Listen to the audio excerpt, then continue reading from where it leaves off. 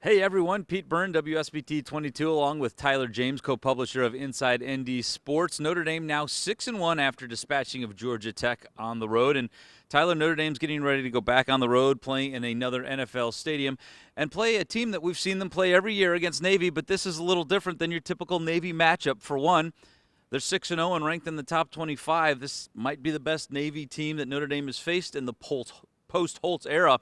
And for that reason, I think there's a lot of intrigue in this game, and I want to start with discussing the importance of Notre Dame in starting fast. Navy is a team that is really hard to play behind against, and scoring in the opening drive isn't something we've seen the Irish do the last couple games. Yeah, Notre Dame's offense has been a little slow to start recently, not necessarily moving the ball efficiently. I mean, they basically didn't have much offensive momentum the entire first quarter against Georgia Tech, and then rebounded with essentially 3 touchdowns on their next 3 meaningful drives. There was one kneel down at the end of the first half. But so I don't know that Notre Dame can afford to do that. Like, I don't know that Notre Dame can go a scoreless first quarter.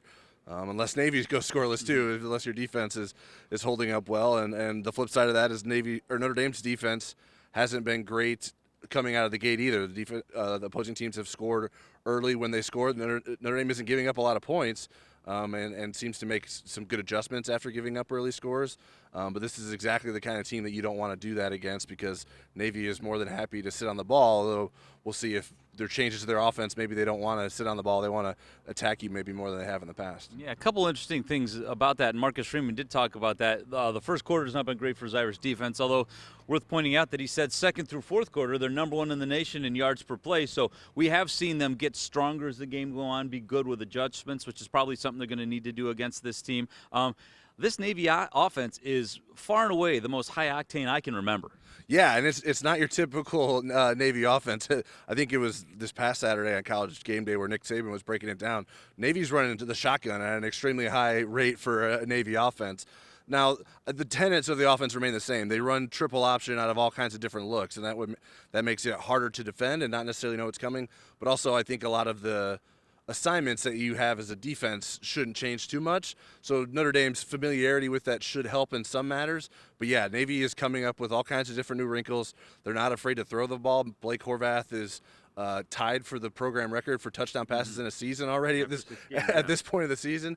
So they're throwing the ball at a much higher rate. So that defense is going to have to be ready. Obviously, we've seen that Al Golden's unit is used to making adjustments. That's certainly going to be tested by what this Navy team's going to throw at it. I was looking at the numbers. Horvath's numbers are actually not that different than Riley Leonard's, in that he literally is a guy who's equal. You know, he can pass. He's not an elite passer, but he can pass it. So you really have to respect both the running ability and the fact that if you leave the pass wide open, he can hit it. For Notre Dame's defense, we hear the word discipline a lot this week, and eye discipline, and obviously being assignment sound. We know the challenges of going against the triple option because we talk about this every year. But Notre Dame probably has a younger defense right now than they've had for a while. So how does that concern you potentially? Yeah, that can be tough. I mean, there are sometimes depending on where you play high school ball, you'll have experience playing against option offenses.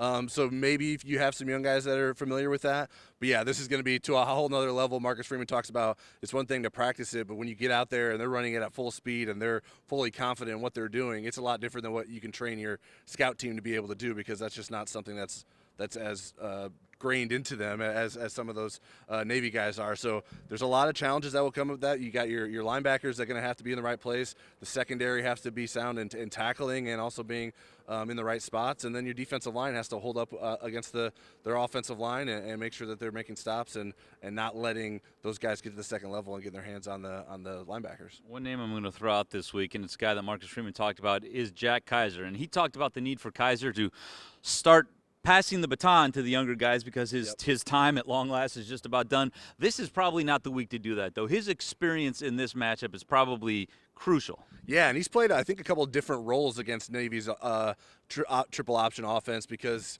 he had such a knack for it early on in his career, and now we're later on in his career. I think that knack is still there, and we'll see what sort of role Notre Dame employs him at in terms of trying to stop what Navy's doing. But yeah, he can play a big role in not just being out there and doing it himself, but helping those younger guys along and making sure they're in the right spots and say, hey, this is what happens, this is what it feels like, because he knows what it's going to be like. Last one before I let you go, Tyler. We thought we'd get to this point in the year and Notre Dame would have two marquee opponents left. We thought it was going to be Florida State and USC, not Army and Navy. But given the records and the rankings, how important is this game for Notre Dame? Obviously, they can't afford not to win a game, but this suddenly feels like a more important game than I think a lot of people were expecting a few weeks ago. Yeah, I mean, obviously with Notre Dame having a loss, they're all important in terms of they have to win. Like there's no if, ands, or buts about that. But I do think it is an important game in determining, okay, how good is Notre Dame, how good is Navy? I think people have questions about both sides of that. Navy hasn't played the toughest schedule. Notre Dame hasn't necessarily played the toughest schedule outside of some earlier wins in the season. Is this offense competent enough to maintain possession and keep scoring against a team that maybe can score at a high rate with the way the Navy's offense is playing? So, yeah, it's definitely an important game. Second week in a row in an NFL stadium. I think Notre Dame is certainly familiar to that, so maybe that helps. And it's not like you're going into a hostile atmosphere per se, even though it's Navy's home game technically.